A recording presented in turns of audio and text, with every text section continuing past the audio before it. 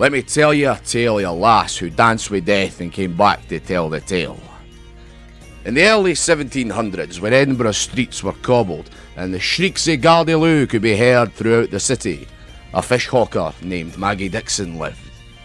But it was nae an easy life for Maggie, especially when her man up and leaves you, as Maggie's husband did in 1723.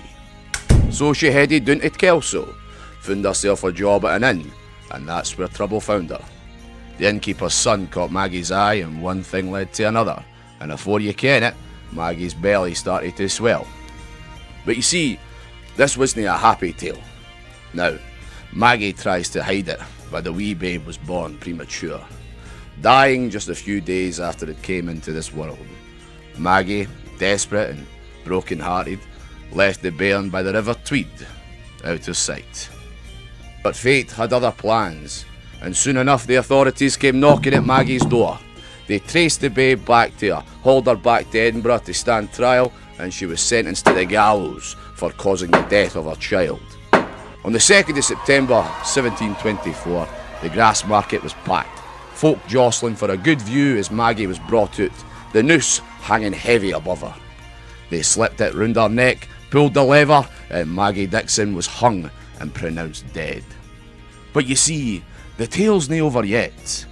They laid her body in a coffin bound for Musselburgh, where she'd be buried. But halfway there, a strange noise came from inside that coffin. A knocking, a banging. The folk stopped in their tracks, pulled open the coffin lid, and what do you think they saw? Maggie Dickson, alive! It seemed even death couldn't keep its grip on her.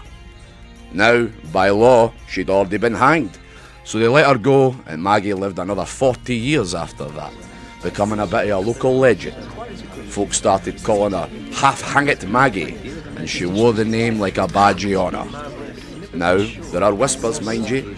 Some say Maggie had a wee bit of help, that she might have worked her charms on the rope maker. Maybe he tied that noose just a little looser, eh?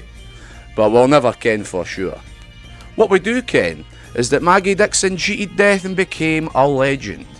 So the next time you're in Edinburgh, wander down to the grass market to Maggie Dickson's, and you might still hear folk whispering her name.